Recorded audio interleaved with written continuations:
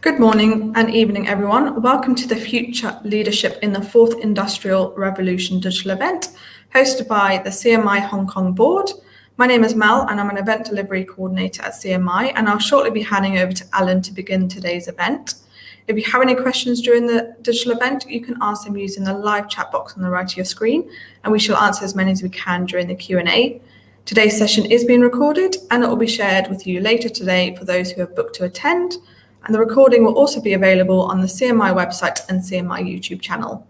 Now over to Dr. Allan Miller, board member of the CMI Hong Kong Board, to begin today's event. Thank you everyone for coming this evening. This evening we're going to talk about future leadership in the fourth industrial revolution. Now naturally a topic this big we can't cover in 30 minutes in its entirety, but we certainly hope to cover the important points. So let's get on and start. Now tonight is going to be in two parts, of course, quick lecture and then a panel discussion, followed by a question and answer. Let's start with basics. Leadership is a social phenomenon. It's not about management. A lot of people confuse leadership and management as being the same thing, but really they're very, very different things. To quote Napoleon, a leader is a dealer in hope. Now, both factors, workflow and thought flow, are required for success. Workflow is what everyone's familiar with.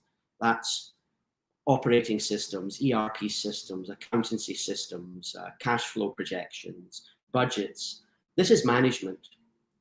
This is not leadership. Leadership is another concept called thought flow. Thought flow is to do with how people behave and think inside an organization. And that requires knowledge of culture and behavior, because both corporate and people have culture and behavior. So the reality check is the third industrial revolution is ending. So all our management practices associated with the past are becoming less relevant. And the future, it will have to be adapt or perish.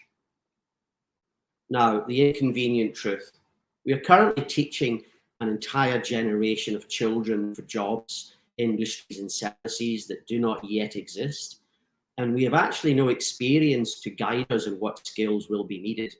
And again, organizations or people that do not or cannot evolve will not last.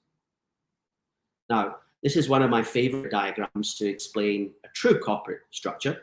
This is from Zappos Holacracy, in the famous memo sent by Tony Hsieh to his staff, where he shows the true interrelationships between people inside a company. When you think of a company and who people report to, that's workflow. When you think about all the psychology and vested interests and behavior between these people, really that's thought flow.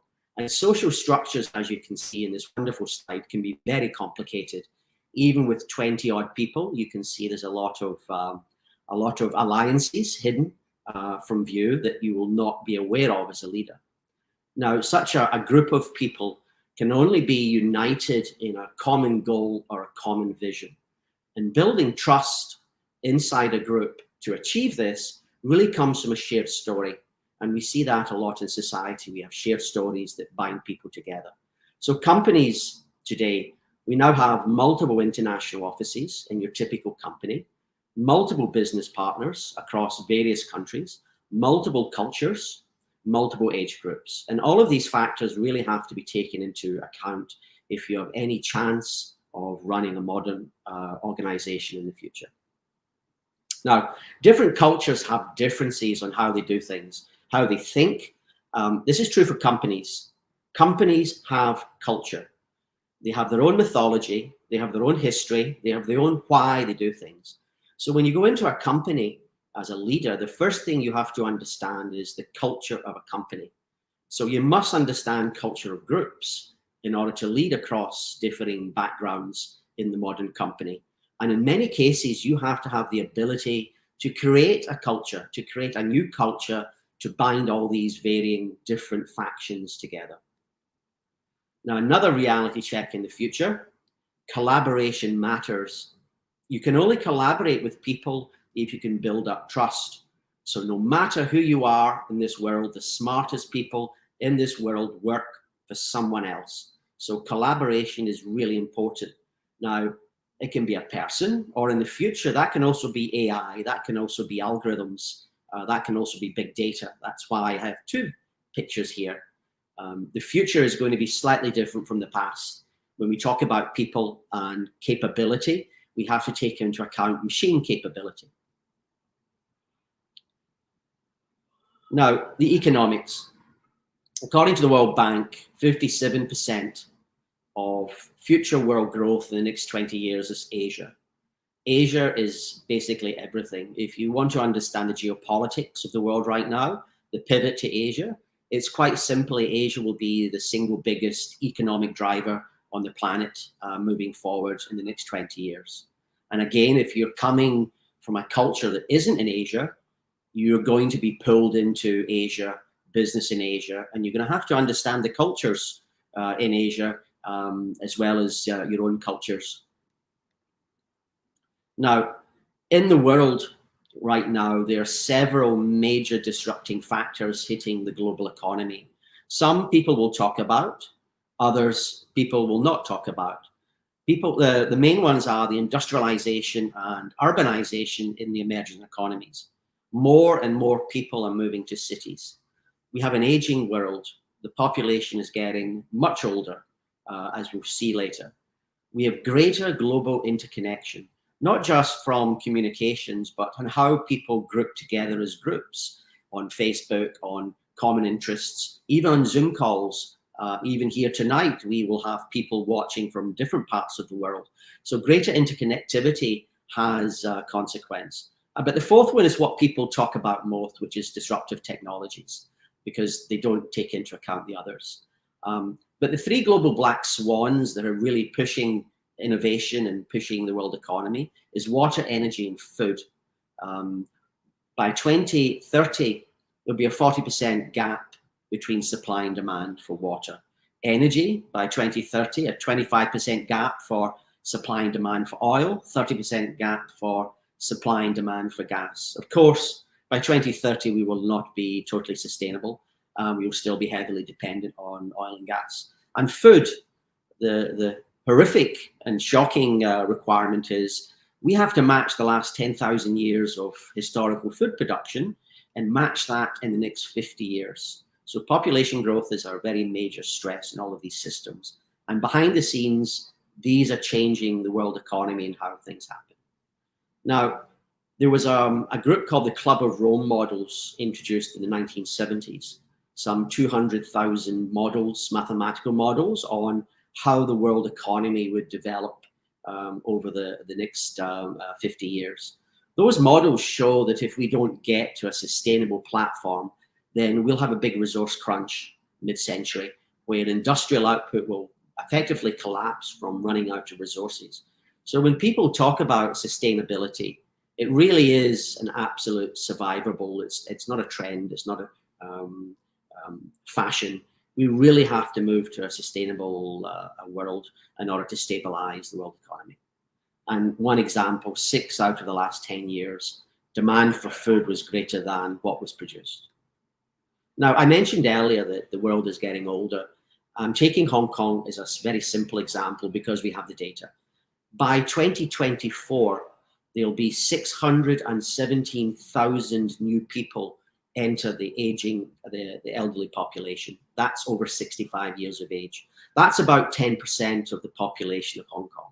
And if we look at the various districts in Hong Kong, we can see there's 193% change, 186% increase, 170% increase. This is a huge tidal wave, and it isn't just Hong Kong, it's all the industrial worlds. We have a big tidal wave of aging population, which means the ageism has to end, because this represents a huge untapped potential of talent. But it's one of the big factors that's going to weigh heavily on the younger generation, because someone has to pay for the aging population. Now, we already know from COVID that people are having a hard time. Now, if you actually look at mental health in the world, in any given week in England, about 25% of people have issues, whether it's phobias at 2%, mixed anxiety and depression at 8%, post-traumatic 4%, depression 3%.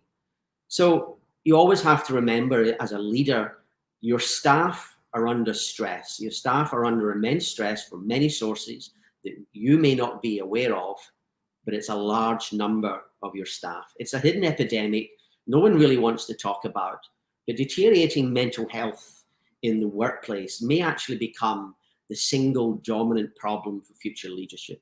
And to give some shocking statistics, in anyone's lifetime, about 20% of people have suicidal thoughts, 7% of people do self-harm, but 6% of people attempt suicide. That's, for me, a shocking number, but that's going to become a very dominant feature in the workforce, how to keep your workforce mentally healthy. Now, we talk about the fourth industrial revolution. So what exactly is the fourth industrial revolution? Well, the first was steam that gave us the British Empire, gave us the first industrial revolution. The second occurred with electricity and the discovery of oil. That led to a large increase in food production and created the second industrial revolution.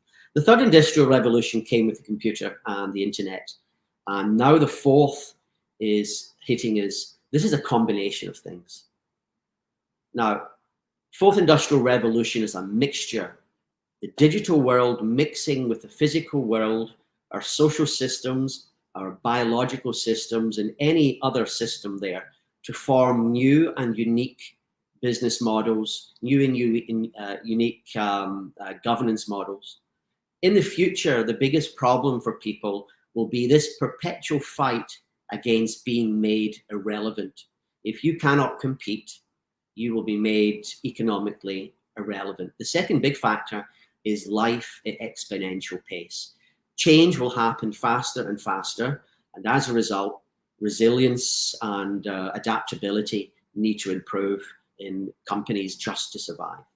Now, on one side note, there's a good video on YouTube by Professor Harari on how to survive the 21st century, and he talks about artificial intelligence and big data. He has a very simple equation.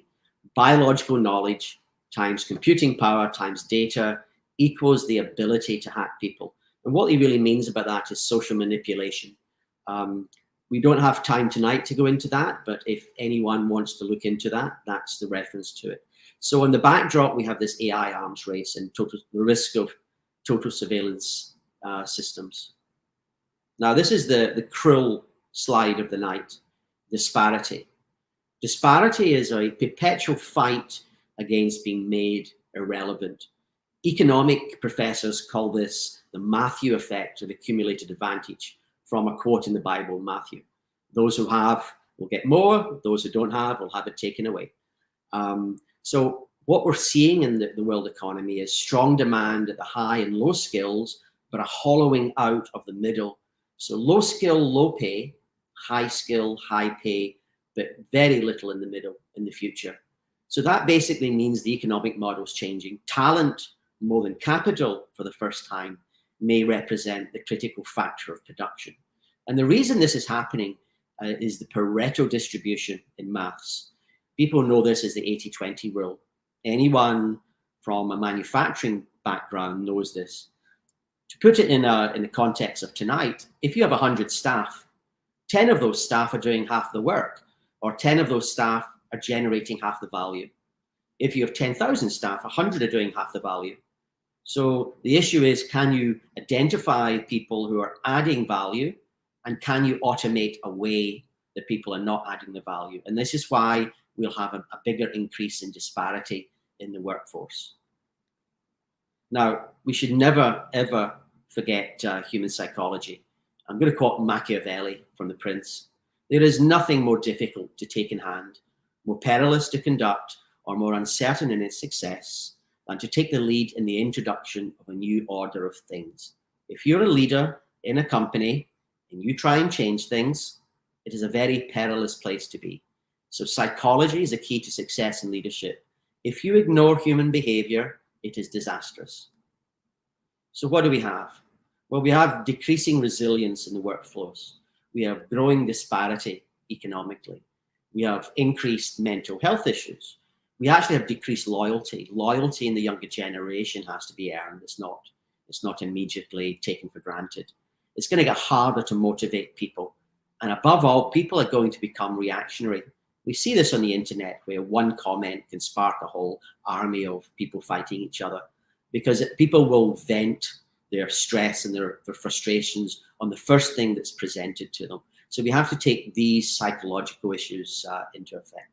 So what is the psychology of our future workforce? Now, this is obviously slightly simplified, but let's look at Generation Y and Generation Z very quickly. What's their traits? What do they want from work?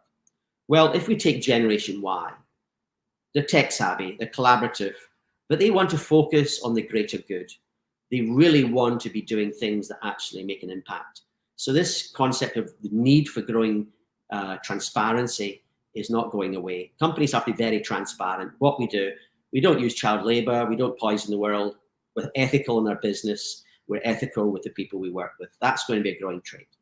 And if you look at what they want for work, they want meaningful work. They want an empathic employer. They want training, they want flexibility, but they want to actually work to actually mean something. So the why of a company starts to become very important. Generation Z are very similar. They're digitally fluent, they're practical, they flourish in diverse environments, but they really want stability. And stability because of this decreasing resilience they have. Stability matters to the younger generation.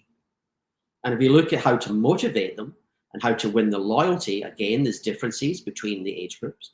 In the Generation Y, they need immediate feedback and constant reinforcement because of this decreasing resilience. We've all experienced it, management with the younger generation. We have to constantly give back, constant feedback. You have to share overt gratitude for the contribution. If you don't in Generation Z, again, it doesn't come over very well. So how to win the loyalty? Well, as I said, involve them in the decision-making process, ask their opinions, get them involved. Don't just tell them what to do. Same for Generation Z. They also want to see upward momentum opportunities. They want to see a path. What's their future if they stay in this company? So let's kind of summarize it. The future, we will see the following. We need hyper collaboration in order for companies to survive. We're going to see complete disruption of existing value chains and business models. We have a great need for agility.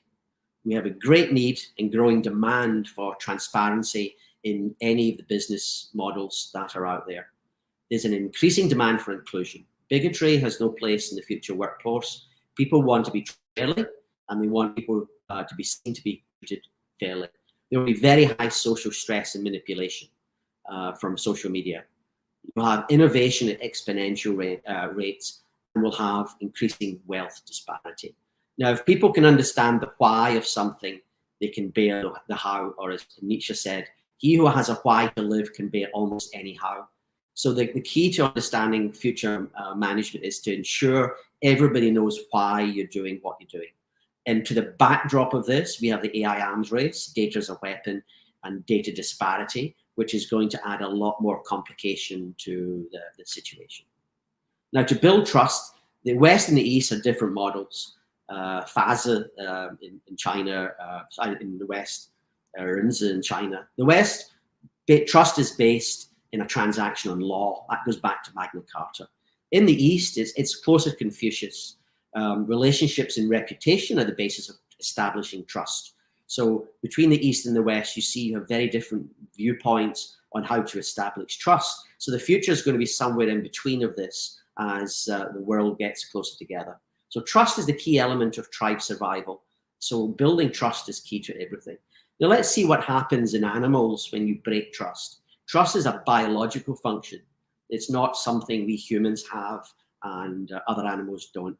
Unfairness destroys trust. Now let's have a look at a wonderful video by Frans de Waals on moral behavior in animals, and in this case, monkeys.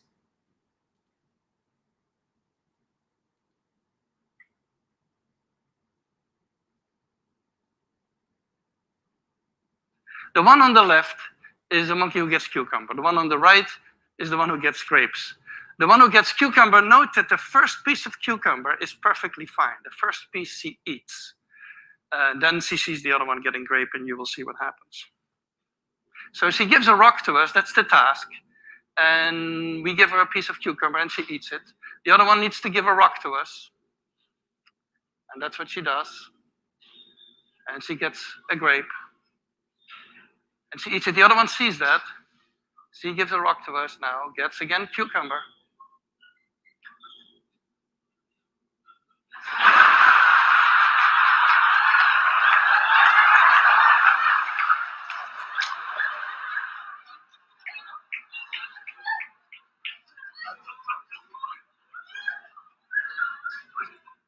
She tests the rock now against the wall. She needs to give it to us. And she gets cucumber again.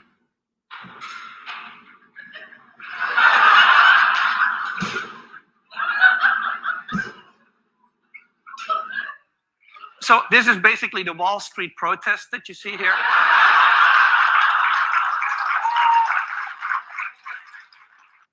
So basically, that's how people behave. If you act unfairly with people, they may not show it, but behind the scenes are furious. So trust must become a core of future leadership in order to be able to compete. We've got increasing globalization.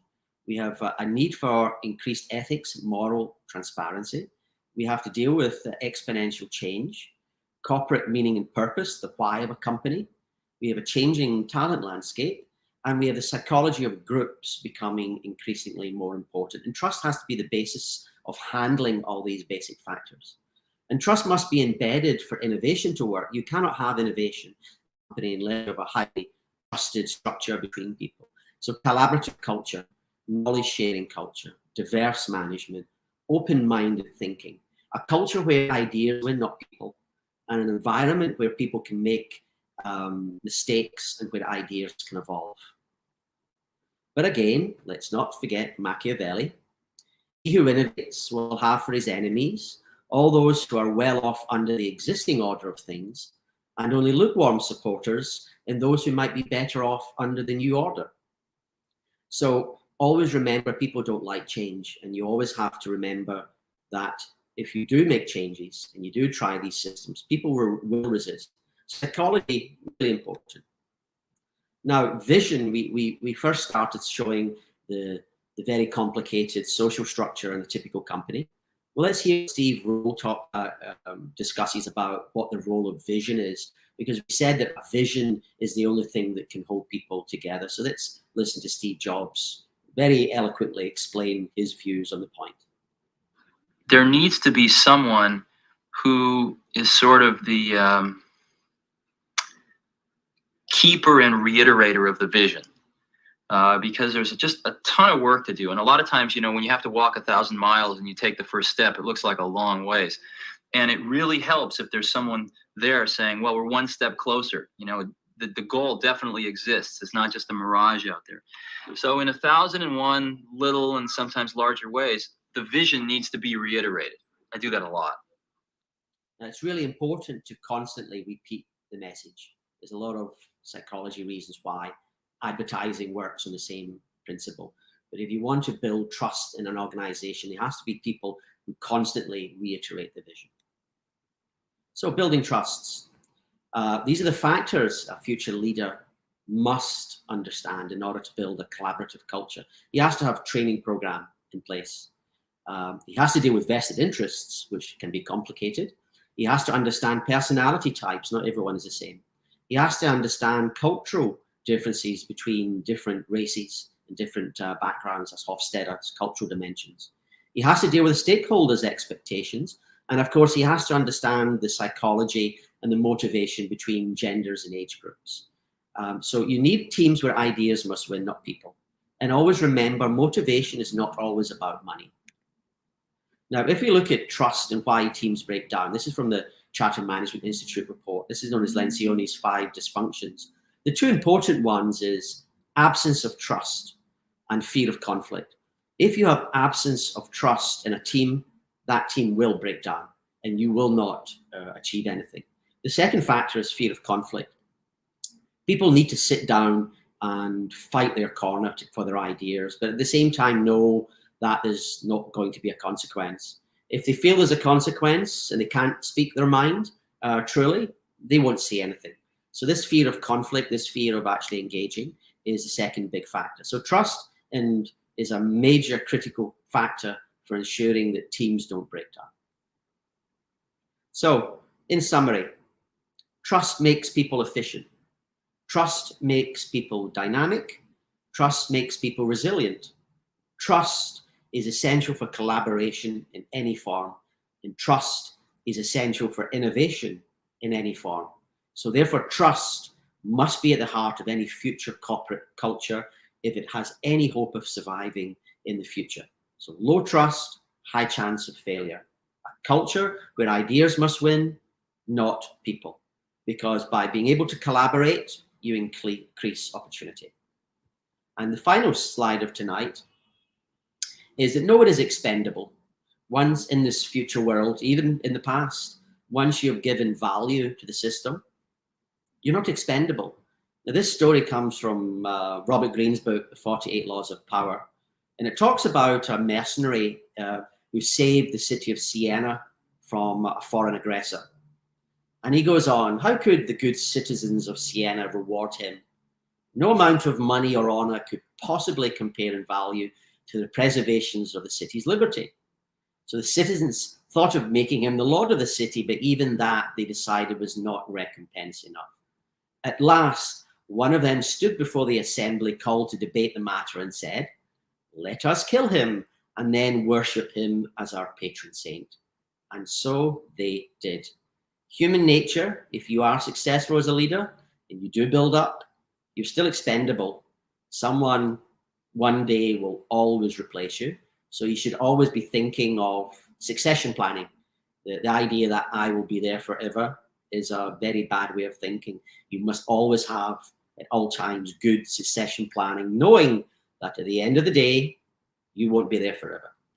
And that is the end of this brief lecture. We move on now to our panel discussion. And I would like to introduce Dr. Chan, Paulina Chan, our chair of our Hong Kong board, who will take over and run the panel discussion this evening. Thank you very much, Allan. And thank you for your insight. And also, we all learned the common thread across generations of XYZ, the importance of trust and also the importance of respect, various culture in no matter what disciplines we may be. So we like to extend, the thought of 4th generation industrial revolution leadership with our 2 new members who are the new leaders or the future leaders of the 4th generation. And may I introduce my 2 friends who would be participating with us on the panel. The first one is Tristan Choi. Tristan is reading physics, a physics major at Imperial College. He is the immediate past chair of the Chinese societies. He aims at unifying students across Chinese communities around the world to understand the cross-cultural difference and also united in order to be a global person. and to be global people. And Tristan's vision is to be in innovative technology. And as we know, the fourth industrial revolution is technology and business integration. So we will hear from Tristan his thought about how to become the fourth industrial revolution leaders in management and also in scientific world. The next young professional I would like to introduce is Jack Lee. Jack graduated from Imperial College with a degree on civil engineering and environmental studies. He is currently working as the management trainee at the Monetary Authority in Hong Kong. And he's working on fintech and especially on the digital currency and also the international settlement of currency of various central banks, aiming at how are we going to integrate the new technology, the financial needs in order to make a better world and also in order to fulfill the fourth industrial revolution need. So let's continue, our conversation with Allan and on all the interesting talk that we have heard. First of all, I want to ask, it is from the floor. How can we develop and grow our leadership skill in the fourth industrial generation? Allan, maybe you could give us a few thoughts on that. Oh, write a books about that one. Our whole education system's really been based on we get rewarded for individual merit. We do well in an exam, we get an A and a star. We do well in exams, we get a degree, but there's never really been rewarded for teamwork, except in sport. In sport, that's why sport is actually really important. We have to start looking at programs where people who work well together get rewarded as a team, not just as individuals.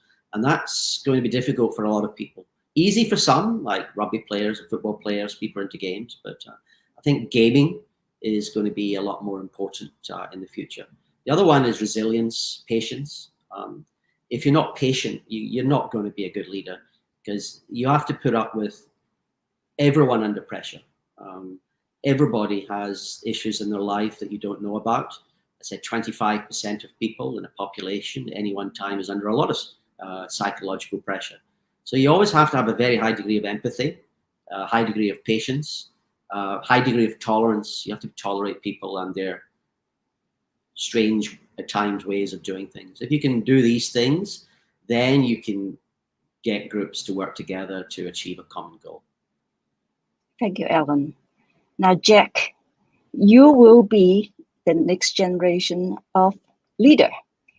How do you get yourself involved in the fourth industrial revolution? Well, Paulina, thank you very much for the invitation to the panel. And I would like to pick up on Dr. Allan's point on patience, because it's a very important leadership skills. So before I graduated, I was the chair of the management group of Imperial College Union. And those valuable experiences of working in a whole body comprising of various different professors, student representatives, I really learned from the experience of the importance of being patient, especially in this generation where there's instant gratification for everything from your online experience, from using your phone, from even working, as pointed out by Dr. Miller. I think this generation really seeks feedback more instantly than the previous generations due to the habits that they learned from the usual life. And I think one of the most important thing that I would consider, especially in the fourth industrial revolution, is to get yourself being tech savvy. Of course, from our standpoint, it's especially easy to get outdated from technology coming through every month by month or even week by week. I think Tristan would agree with that as well. Yes. Now, Tristan, you are getting ready. How do you see yourself getting ready to face or to be now at the fourth industrial revolution? Right. Thank you, Paulina. I totally agree with Jack. And then for me, from my perspective, I think it's really important to stay involved and get in touch with the latest technologies, for example, like AI, Internet of Things, 5G, and blockchain, for example. For me, I would what I would do is I keep reading, and there are plenty of online courses. For example, on Coursera, that's what I did to learn about those disruptive technologies, because once you're outdated, it's really hard to get back on track and to follow the newest trend.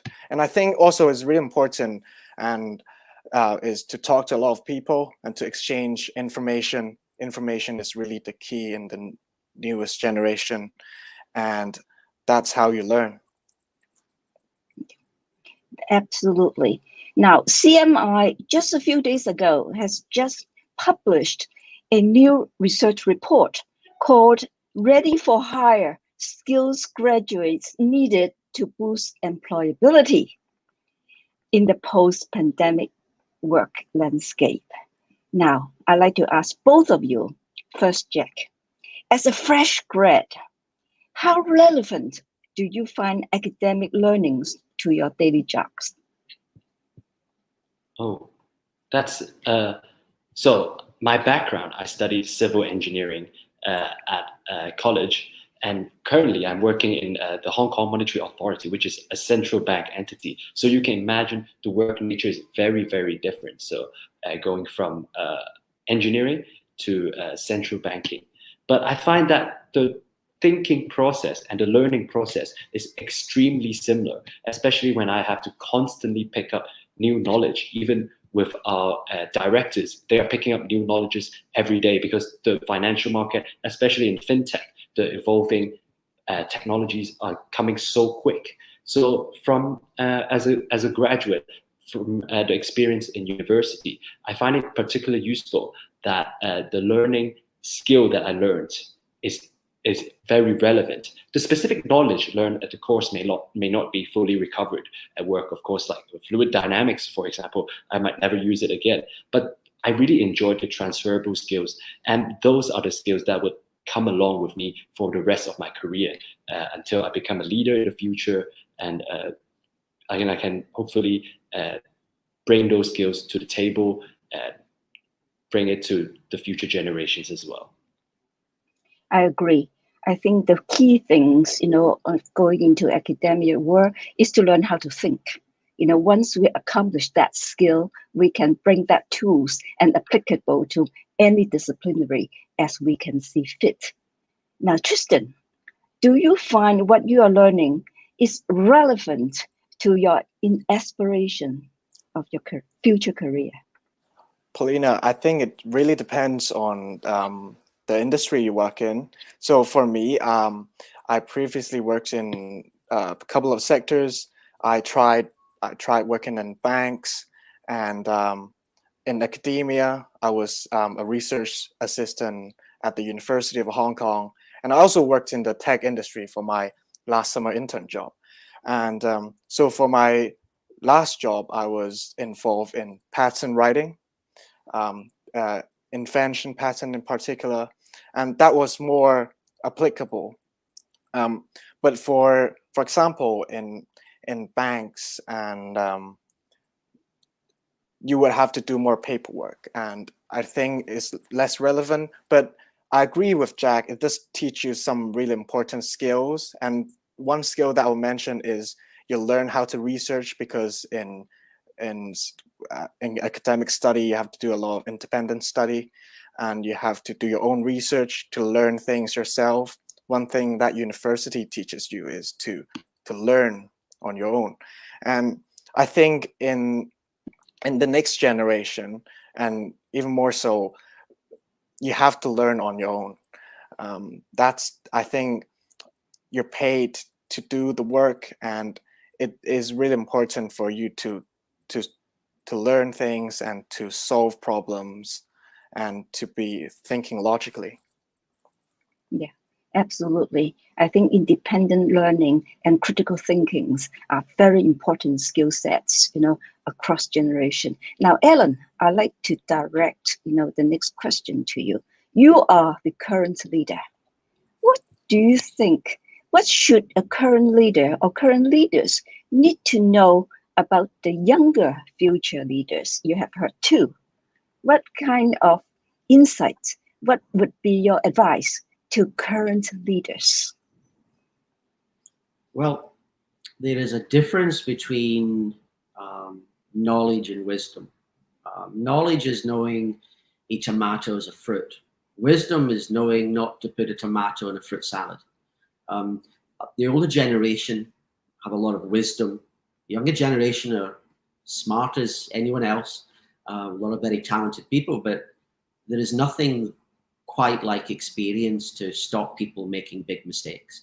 So any opportunity you can, talk to people who have been in the industry many, many years, or someone who's older, just to get another perspective. You have to be adaptable. You have to be patient. Learn to play Go, not just chess. Go is a good one. It changes you how to deal with problems. But generally, you have to keep an open mind. You have to tolerate people. You have to take opinions from everyone, and then get your own balanced view. Leadership is making your own path. It's not about following someone else. It's not about following someone in the past or trying to follow some famous person. You make your own path in life. So that means you have to have a balanced decision in what you do. So you need to have an informed decision, which means you need to be informed. So get your advice from multiple people, people who are not you, people who don't think the same way as you. The more diverse, the more balanced the viewpoint you'll have, and the better equipped you will be able to deal with adversity and uncertain events. Yes, I agree. I think dynamic thinking, understanding, and considerations are important ingredients that leaders, need to possess. As we are all leaders, we have young leaders, we have student leaders, we have future leader and current leader. Now, Tristan, you are a student leader. How do you see that you being, what kind of experience you have in order to understand about your fellow members that you are leading? What experience do you think you can generate by being a leader, a young student leader? I think the experience that I had, apart from being the president of the Chinese Society, I was in charge of the society's variety show as the producer, and I led a team of 50 to conduct some performances involving drama, acts, and music and dance. I think from those opportunities and histories, I think I learned to be empathetic and caring person. I think it gives you, it guides you to lead people in a team. Yes. Now, Jack, you were president of the Public Awareness and Social Service Society of Imperial, and also you're active participant and member on the Student Union Council. Could you tell me and tell the rest of us what kind of insight, how did you feel, or how would you feel now looking back? Were you a good leader? That's a good question. So of course, when you look back, there's always things you could do better. But I think going forward, there's definitely lessons learned, especially trying to be being a more trusting leader. I give an example. It's like, I don't give a personal example. So for example, you talked about how you compare current leaders and future leaders. So I think there's a very good Chinese word to describe it. It's called 不恥下問. So in English, it means don't be ashamed to ask your subordinates. But a better translation would be to be modest enough to consult one's inferiors. So for example, if you are the current leader, you are never be ashamed to ask your subordinates or inferiors. This is especially well done, and you demonstrate your trust, as mentioned by Dr. Miller just now, and it's a great trait of leadership. And I think it's very important to try to talk and understand different various generations of leaders and know what each generation cares about. For example, the current generation might care very deeply about climate change and various social issues, whereas the older generations might care about different policy aspects. And I think these are the experience that we learned from being in various positions, especially in the student union body as well. Yeah, thank you. Now, both of you are the generation, Z. What do you think your generation can bring to the society? Jack, you are closer to Yes. be, yep. So what do you think you can bring to the society as a leader, as a new leader? Yes. So currently at my job, there's of course I'm one of the youngest one in the team, but there are also some interns working with us. So I feel that especially with the younger generation, we really bring a lot of enthusiasm and optimism towards the table, and we are very well on hand with the current trends and challenges of new technologies coming. And of course, on top of that, the younger generation is very fun and passionate about the cause of what they're working on. So I think that's part of the key characteristics.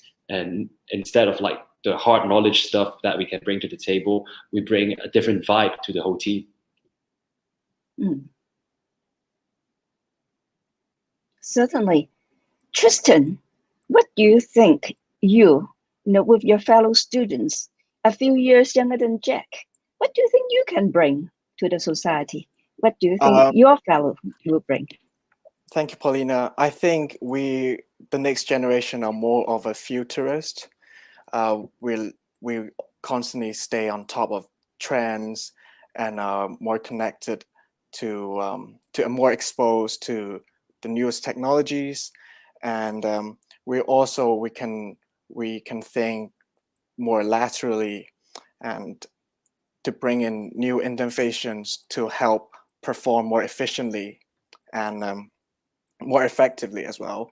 And one more thing that I think is very important is that we are more used to a diverse world. We're more connected to different nations and different societies, and we are open to change. Yes, absolutely. Allan, you are Generation X. What do you think Generation X should connect with Generation Y and Z? Well, there's a lot of knowledge in Generation X, the expertise, the wisdom, if you like, from making lots of mistakes in life. The only real value we have at our age is we have 30 years of making mistakes, so we can actually advise younger people on, don't do that, it's a bad idea, because and that definitely would help younger people to not make the same mistakes we made, because people are people always make the same mistakes, but very rarely do people get the chance to be told, or at least advised on the possible outcome of their action before they do it. Yes. Now we have talked a lot about the various differences and also the commonality of future leadership, and also the various cultures, subcultures, all based on common thread. I'd like to ask each one of you, what are the 3 most important skills that young professionals and higher education students should focus on? Should I start with you, Tristan? What do you think? Mm-hmm. So after my last internship, which I got involved in drafting patents, I think it's really important to have to be proficient in writing. Is an important part of your communication And a good writing skills allow you to communicate your message with clarity and to communicate with a larger audience than just face-to-face phone calls or talking directly. I think to write effectively and efficiently also helps you to do your job. For example, oftentimes we have to draft emails, and it's really important to make it clear, your message. And as the younger employee, we're often called to write a report, plan, or strategy at work, or even if you're an entrepreneur applying for a grant or a sponsor, that's also really important. And I think the second point that I'll mention is problem solving. So employers hope to recruit someone who can bring a new perspective. At least that's what I think, or resolution to all problems. And it's key that we can deal with those problems for them. Yep. Yeah. Okay, very good. So communication is very important. Without that, people won't know what we're talking about. Jack, what, from your perspective, what are the 3 most important skills that we should have and focus on? I think, echoing my own point just now, I think being in the digital age, I think a digital literacy is very, very important. Not only for higher education students and young professions, and I think for older generations as well. It's very important to stay on top of the game and to know what's happening. So I think it's a really good thing if older leaders can spend some time, maybe half an hour, just go read some articles or watch some YouTube videos even, or talk to their youngest member at the family. What do you think about the latest technology? What do you think about blockchain? What do you think about AI? And it's I think it's one of the most important skills that we can learn about as younger professions, about the 4th industrial revolution, the revolution of intelligence, ideas, a combination of technologies. And I think that's one of the really key skills that we should focus on. And echoing actually with Tristan's point, I think communication, it's a very, very key skill that to be learned, and it's often understated. And echoing with Dr. Miller's point, and he said, leadership is all about vision, passing on the vision to various people. And how do you pass on an idea to people? It's communication through written, through oral, how you talk to your colleagues, your subordinates, your superiors. How do you write your reports, your statements to the general public, for example? And I think it's very interesting to think of the fact that our generation, like maybe me and Tristan, are one of the last generations with no memories of smartphone in their childhood. All generations from now on will have their childhood memories full of smartphones. And the digital communication dominates a world where physical presentation through oral or written is still very, very important. And I think future young professionals and Asian students would have to work hard on their communication and presentation skills. As for a third skill for young professionals to focus on, I think there are too much other skills that are very, very important. For example, creativity, critical thinking, problem solving, as Tristan mentioned. And these are the skills that there are very many that is too important that I can't choose one to talk about today. Absolutely. Allan, what would be your choice of the top 3 skills that we should focus on? You have to learn to respond, not react. Too many people quickly jump up and immediately react when things happen.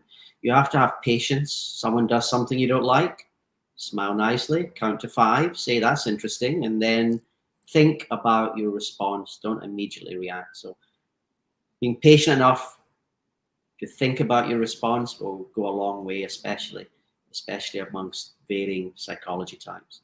The second is resilience. At some point in your life, life will throw a brick at you and hit you in the head and knock you over. It's a fact of life. How you deal with that, how you get up from adversity. Failure is a learning experience.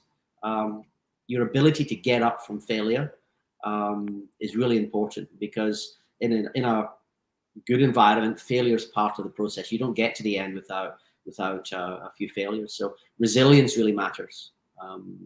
That takes character. That also takes an environment that allows it. But how you deal with adversity will make big differences in your life. The third is you have to be up to date on things. You have to be a constant learner. The idea that you learn something and that's it.